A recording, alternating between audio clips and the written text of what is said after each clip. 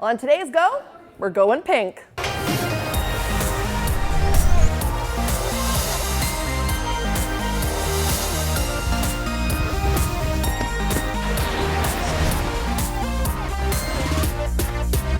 Hello, welcome to Go's special Pink Shirt Day show. I'm your host, Vanessa Ybarra. Well, unfortunately, it's a reality that bullying still exists here in schools, the workplace, and online. To help stop this, Pink Shirt Day is happening once again this year, February 24th, where you're asked to wear a pink shirt to help raise awareness about bullying and also put money towards anti-bullying programs here in BC. Well, here on Go, we also want to do our part to bring attention to the problem of bullying. So we're here today at Howe Sound Secondary, where we're going to speak to the students behind us here, the Diversity Club, on other programs they have as well to help end bullying. And we'll also speak to members on their own personal stories as well. On today's show, we'll also be heading up to Whistler to introduce you to one of the brightest and boldest activists here along the Sea to Sky. So let's get started. The man in our first story just so happened to attend this club last year. And like so many people who attend, he's been able to turn pain into purpose. Since early elementary, 18-year-old David Thompson knew he was different. Can I just grab a coffee? I liked different things than the other guys. Like, a lot of them would do, crazy sports, and I'd want to hang out and collect rocks or, pretend I'm a mermaid or something. Like, I had different interests than the other guys. While today the Squamish resident feels safe openly exploring those differences, growing up was a different story. Thompson repeatedly bullied for his sexuality between the age of 8 and 14. As middle school approached, those taunts turned to violent measures. In grade 5, I was actually tied to a pole by some of my peers and was beaten and then left there for 2 hours. And that was during school time and no one came. It was tough, for sure. It was tough. A dwindling voice with even dire resources, Squamish lacking the services for bullied, depressed, or simply socially isolated LGBTQ members such as David to turn to in the mid to late 2000s. And then there was Margot Dent. I went to a conference in 2011 that said 2 out of 3 boys are targeted and teased for being gay, whether they're gay or not. And my concern was the impact that then has on the mental health. Hey. Hey David, how are you? Good. Good to see you. Awesome. What do you think of the space? I love it. Dent, a local volunteer and mental health worker, pairing up with Howe Sound Secondary to form Squamish's first diversity club in 2011, a weekly open discussion meeting group for LGBTQ students such as David, along with teens struggling with cultural, racial, and even body issues to gather, with judgment the only thing off the table. I love it. I'm actually really super excited. We run the gamut, and it can be anything from, did you see what was on Facebook last night, to did you see that commercial? We definitely cover sex and sexual issues and gender. The need for youth to have a safe space to talk about big issues that are sometimes really huge and parents don't want to talk about. The liberal-minded meetup quickly becoming one of the most popular hangouts at Howe Sound. Diversity's participants ranging from 20 to 50 teens a session. Every question, every answer, one step closer to the truth. I just thought it was the best thing that could have ever happened to the school. I mean, it was a free support group. It had resources. It answered every question I could have ever asked. It was everything I needed. We'll have to ask them to clear out all this space, but it's nice they've at least given us a place to be, hey? Oh, totally. No, it's... Now graduated 3 years later, David is paying back that gratitude. Helping Margot turn this room into a similar diversity club for young adults such as himself to continue receiving social support here at the Squamish Youth Resource Center. The program, a joint collaboration between Quest University and the Safe and Sound Advocacy Group co-founded by Margot last fall. With Squamish also set to have its first all-day LGBTQ conference come May, it's safe to say the city's colors have never been so bright. Having students like David really helps to lead the conversation because we didn't want it to be adult-led. I think last year there was a lot of self-discovery that happened and he's been doing a lot of work on himself. That work and healing, all thanks to one woman's voice. I love that woman. I mean, she's really like a mother to me. She really has formed an amazing community that never would have existed without her. David's hope that one day there will be a diversity club in all BC schools. a place to seek solace and stop bullies in their tracks. Kids are coming out at a lot earlier ages now, and it's easier. It's just a lot easier to be out in Squamish, and it's exciting.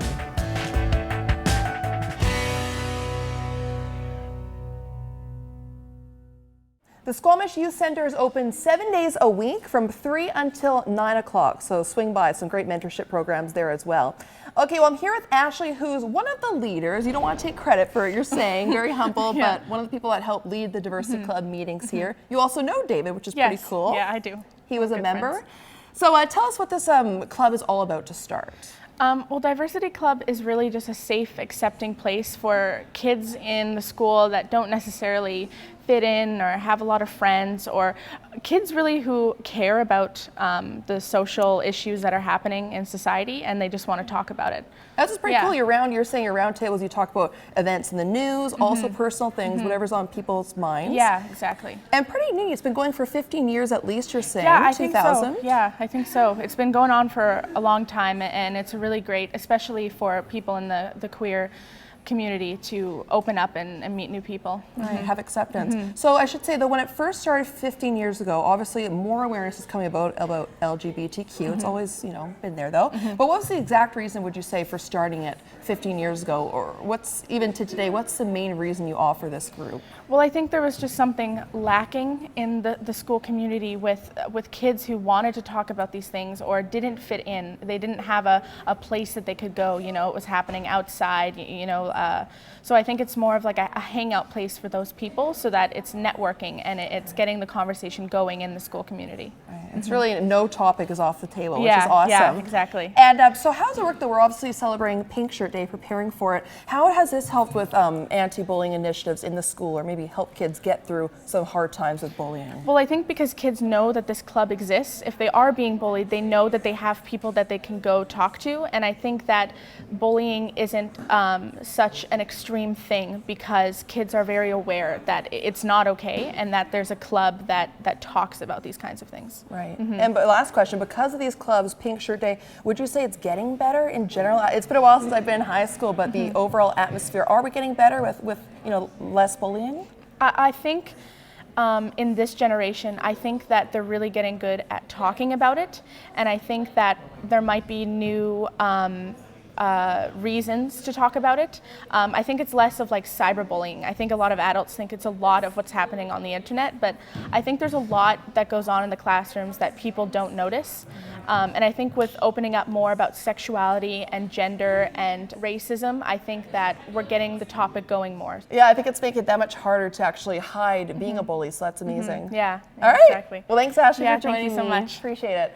Okay, well, speaking of inspiring groups here along the Sea to Sky, when it comes to inspiring females, you can't top the Girl Guides of Canada. And turns out they're preparing for one of their biggest events of the year. Come February 22nd, millions of Girl Guides will be getting together with their community as part of World Thinking Day. So here to tell us more about that is Ainsley Burnham with the Squamish Girl Guides. First of all, thanks for joining me. Thank you for having me. So let's talk about in general, when I heard the title World Thinking Day, what exactly is this annual event all about? It's been going on for 90 years. Right. So World Thinking Day is a celebration of all Girl Guides, Girl Scouts, and Scouting. And it's over 10 million members across the world, which is pretty impressive.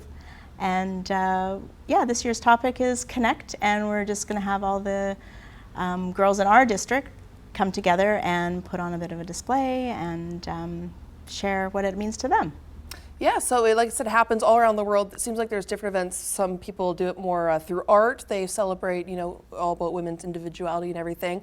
What's actually going to be happening in particular on the 22nd here in Squamish? It runs from 6 to 8 at the Squamish Senior Center. What's the rundown? So from 6 to 7, each of the 7 units in Squamish are going to put on a display table and what they've been working on for World Thinking Day and the Connect theme. And the families of the girls that are going to be there are welcome to come, and they get to check out the tables and talk to the girls, connect with one another, see what's going on in the community. And then from 7 to 8 we have our 3 guest speakers, and there'll be a bit of a question and answering session, and again introducing the connecting theme with the media and the girls. Yeah, a shameless plug. Speaking of media, I'll be one of the speakers there, which I was so excited to get the invite, along with Squamish Mayor Patty Heintzman and also Squamish Chief Newspaper Editor Christine Endicott. I was funny initially when they asked me. I thought, I don't know. Now I'm nervous. What do I have to say? But I think that's the beauty of when women just speak with other women. You can learn so much. So, what are you hoping these Girl Guides take away from the panel discussions and the presentations at the end of the day? Well, I hope that the girls gain a little bit of confidence and possibly some career choices in their future. Yeah. That women can do all these wonderful things. You can. It's so timely right now in the media, especially, letting women know you can do whatever you want to do. You just need that courage, so that strength. So let's talk about changing topics. You're the district commissioner for here in Squamish. How does it work along the Sea to Sky? Are there different districting groups for each town when it comes to Girl Guides? So the Squamish district is from Alice Lake down to almost Furry Creek, and we have 7 units. And then under, or just above the Squamish district, there's the Lions area, which have 7 districts under that umbrella. Wow. So that goes from Mount Currie all the way to Deep Cove. So cool how long it's been going. Like I said, 90 years of Girl Guides. I was a Girl Guide and great memories. So tell us about some of the things you take part in for the Girl Guides throughout the year, different activities. These are some of the hats that you make you swap at camp. Yeah, so those are camp hats. If you go for a week-long camp, you get a hat and you make some traders or crafts that you can trade with other girls, pins, badges, crests, lots of fun like that. They get pretty excited about sharing their little things, trinkets that they've made. So there's camps. We just recently did a snowshoe camp up in Cypress. That was lots of fun. We take part in the Christmas parade. So the girls usually get dressed up and we walk down Cleveland and wave to everybody, and then each unit kind of does different things. We have our cookies coming up, of course. Yes. So April, cookies we all look forward to. Be aware for that, and yeah, and each unit again is up to doing different community activities and whatever they're focusing on for the year. That's what's it. You kind of cater it to the region. Obviously, Squamish, we're so outdoorsy. You guys do tons of, like I said, camping and snowshoeing and everything. If people wanted to join, like we said, this event coming up the 22nd is just for Girl Guides. But if someone's got a daughter or niece that wants to join the Girl Guides, how do you go about that for, say, next year? You can usually word of mouth. You can find out where the units are being held. On the Lions area website, there will show a link to registration and find out what units are available. And registration's ongoing all year long. Okay. So you don't have to be committed only in September. You can start in January if you want. Awesome. Yeah. It's only getting bigger, so. It is. All right, thanks for joining me, Ainsley. Okay, thank you so much for having me. Thank you.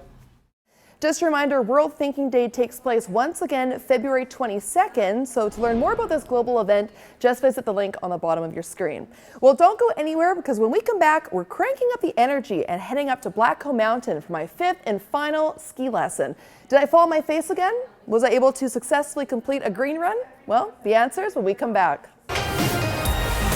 Also after the break, in the early 90s, it was very scary to be gay. We find out what led this Whistler advocate to reveal his true colors.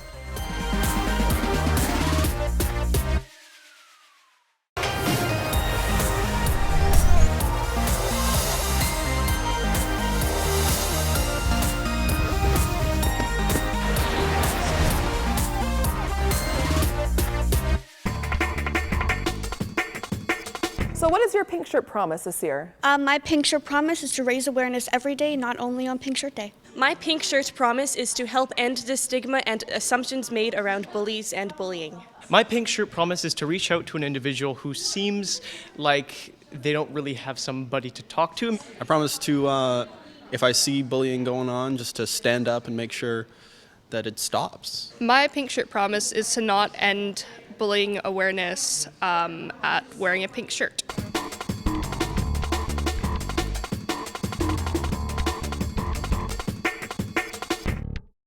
Welcome back from the break. Well, kindness is one size fits all as a theme for this year's Pink Shirt Day, taking place February 24th. And like this event that's all about anti-bullying programs, we're here at the Diversity Club at Howe Sound Secondary speaking to members on what this program's all about, how it's perhaps helped bullying, and also other benefits from it. So Asia is standing next to me. You've been here for 3 years, you're mentioning. Yes. So what first brought you to Diversity Club? Diversity Club is a place of openness and acceptance, but also it's a place for learning. I started coming because we can talk about sometimes sort of taboo subjects, or like we learn things about sex that you don't learn in sex ed, or we learn a lot of things about mental health and like your resources and all that stuff. But also we have discussions about things that are happening in the world where everyone's open to have an opinion without judgment, and we have like intelligent discussions. You do? Oh, it's riveting. In between the takes, I've been listening, and it's neat to see conversations happening, not just online, nice one-to-one conversations. But what actually brought you here? Was there a certain reason that you felt, you didn't have enough awareness about these issues at the time, or? No, honestly, it just seemed like an interesting thing. I knew people in the club, and they were telling me about it. And so yeah, it seemed appealing because I really like discussing things. And yeah, chatting. We're women, so. And let's talk about Pink Shirt Day in particular. They've raised millions every year to go towards anti-bullying programs in BC. How does this program itself help with bullying and the whole issue at large? Here we always offer support for anyone for any reason. So victims of bullying can come and talk about what's happening to them or not, just to be in a safe space with friends and people where they feel comfortable. Yeah, the only girl from there, so. Yeah, well, thank you so much for joining me, Asia. Appreciate it. Okay, well, speaking of the topic of bullying, George, my ski instructor, wasn't really a bully up at Whistler, but he did push my buttons. So let's head up to Whistler Mountain for part 5 of my skiing series. Well, viewers, I've finally reached my last day of lessons. Well, I think I'm doing pretty good. I gotta admit, my head is full of all the information my instructors have given me. However, George does say I'm ready to do a green run, so let's try it out. Vanessa, we're at the top of Blackcomb now. This is where I usually work. So we're gonna start by maybe doing some side slipping. Maybe we're gonna learn how to do a hockey stop today. Hockey on the mountain, yeah. Hockey on the mountain. Very Canadian. See if we can score. The purpose is so that if you're on steep terrain and you really want to control your speed, you really learn how to power your edges. You turn and you put your edges hard. So is that instead of a pizza, that's just another way to stop? It's just another skill that you have to learn. My first attempt of the day, a bit of a dramatic one. Nice balance. But after a bit of practice, good. I finally nailed the Canadian move. Next, George has me practice one of the most valuable skills for beginners. It's a little bit steeper here. It is. So I want you to concentrate on one thing, completing your turns. Control's not a nice word, but in skiing it's a good word. And finish the turn back up the hill. Completing your turns is to control your speed. If you come back up the mountain, you're going to slow back down. Finish the turn right up. Super. You're an amazing learner. I really like that. You learn fast. A little bit of a scream once in a while. But generally, you're pretty good. For my last exercise of the day, I learned how to use my poles to maintain balance. The uphill pole, drag it and keep dragging it all around the turn. And then it's finally time for what this 13-year instructor lives for. I think we're ready now for some speed. I like speed, I like thrills. I don't know, it's fun. Mileage is important to get motor memory, so that your skiing gets easier. I gotta admit, cranking up the speed was a little scary at first. George! It's too fast! But then I remembered to concentrate on the main tools my instructors have taught me. Complete my turns, look where I'm going, and have fun. For George and the over 1,300 Whistler Blackcomb instructors, it's this sight of once timid skiers, now confidently cruising down the mountain, that keeps them going. That's my main purpose, to get people turned on to skiing. I'm out in the fresh air. It's got speed. It's a real social sport too. On Whistler Blackcomb, we are the oldies, but not the moldies. Whether you're a ski instructor or just a skier, you develop lifelong friendships. Oh, that felt amazing. Hopefully it looked good. That looked awfully good for someone who's taken 4 half-day lessons. You are really super. It feels incredible. Yeah, and it's fun. So you know what? You got to keep doing it. You got to keep skiing. I will. I've got the bug for sure. You're a natural. You'd be really good if you kept skiing. Okay. So I hope to see you on the mountain a lot. It's my promise to you, George. I'll keep it up. And then we can go for après ski after. Woo, that's even more fun. Après? I gotta say, it felt so good to finally complete my first green run 3 months in the making. There was a few bruises along the way, but it was so much fun. So thanks once again to George, Andrew, and all the Whistler Blackcomb staff. Really appreciate it on helping me learn to ski. And if you're also a newbie along the Sea to Sky and want to try it out yourself, just visit the link on the bottom of the screen for lessons. Okay, well, sticking with the theme of bright colors here on the show, rainbow colors were in full display recently in Whistler for the 23rd annual Whistler Pride event. And with the event getting bigger and better every year, we spoke to the man behind the movement. If there's anyone who beams pride, it's Dean Nelson. I'm Mr. Gay. I've been doing this for 10 years, traveling around the world championing LGBT rights. And right here in Whistler is where this rainbow-clad advocate has had the most influence. Today is our weekend après-ski. For 10 years, Dean has been the CEO of Whistler Pride.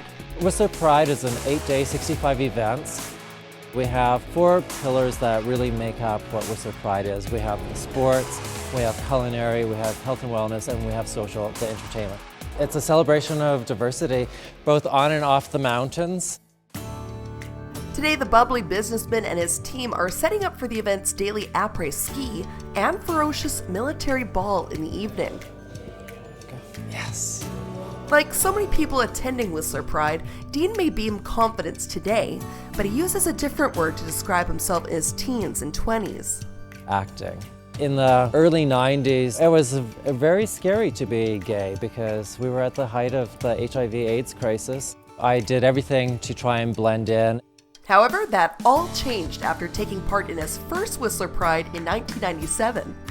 It was a real eye-opening experience, how happy people were and how liberated and how comfortable they were.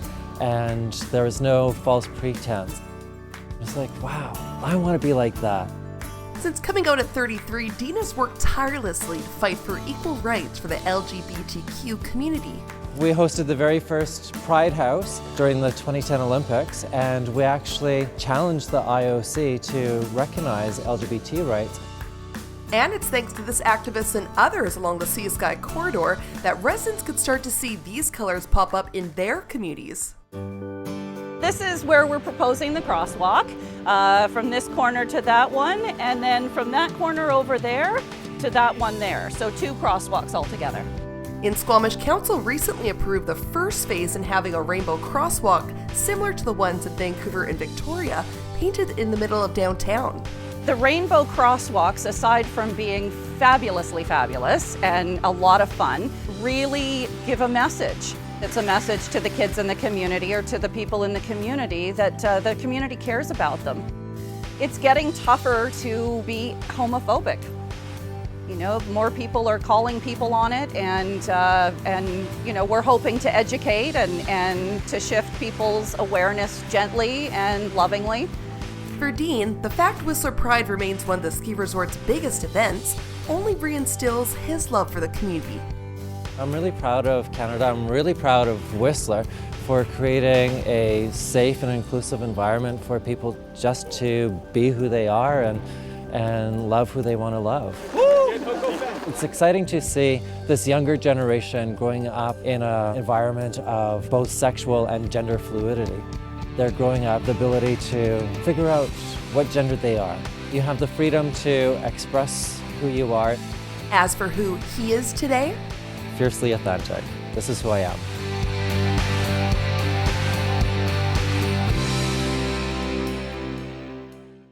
BC has over 20 Pride celebrations to date in the province, all the way from Dawson Creek to Salt Spring Island and everywhere in between. Pretty cool. And thanks to Dean for taking the time out for the interview. We know you were quite busy with celebrations, so we appreciate it. Okay, well, switching topics now to the celebration of coffee. Whether you're a stressed out employee or just a tired parent along the Sea to Sky, nothing gets a day going faster than a nice cup of joe. Well, it turns out here in Squamish, there's one woman bringing a new meaning to the joy of coffee. Piece by piece, these workers begin to set up their pop-up coffee cart here inside the Brennan Park Rec Center. Teamwork. We have drip coffee, we have espressos, we have muffins and cookies. Program starts, parents come. It comes in waves. And while it's easy for most vendors to say their food, including these gooey grilled cheese sandwiches, is made from love, for Edna Peters, it really is true. Here you go, here's your grilled cheese. I was going through a tough time trying to find work. For years, this grandmother of 5 struggled to put food on the table and find work. My own self-esteem and confidence was a bit low. The Squamish resident ended up turning to the Helping Hands Society for food. Little did she know, she'd get a job out of it. A long time ago, we started what we called the exchange program. When people came to our door, we'd say, "Hi, how are you? We've got beds, we've got food, we've got, opportunities. What do you bring?" "Hi, Edna. How are you doing?" Good, thank you. How are you today? I'm good. Social enterprise is an opportunity to get people working. We feel that if you're working and you're contributing, you can start to feel good about yourself. You want a cookie? Thanks to funding from the district and Squamish Savings, to have training opportunities and employment for those with barriers and get them in the workplace. It's just a natural fit for us. Helping Hands was able to open its first coffee cart this past fall, where today it employs half a dozen volunteer client workers, including Edna, who are responsible for running it. These are the ones we just made today. With Deneen, one of the Society's full-time employees that help train and mentor clients. I do everything from baking to helping on the cart to whatever needs to be done. Carmelitas. Oh, cool. There you go, Edna. You want to help stock them? Edna is the sweetest lady I think I've ever met or worked with. Freshly made. Freshly made Carmelitas. She's always smiling. She's just a go-getter. She never says no. And turns out, this enthusiastic barista has learned quite the number of skills in a few short months. I've learned how to use the register. First time I've made espressos. I learned yesterday to make latte tea. Edna's like a flower that's just blossomed. This is my grandniece who comes by every day and gives me a hug, and my nephew, grandnephew, these are my grandkids here. She is proud of herself. She's beaming all of the time. I mean, from the get-go, it was like a light switch went on. Along with being a fun fuel stop for athletes between periods, the Society is also proud to offer a feel-good pricing system to raise money to help more people such as Edna reach their full potential. There you go, here's your change, thank you. We want to be enterprising, get to the root causes of what keeps people from moving along in their independence. For this now skilled coffee maker, who now has a second job and can proudly buy her own groceries, no amount of money will be able to pay back what this card has given her. Yeah, I've got more confidence. Everyone's got a positive attitude, and it feels very positive. Here's your latte.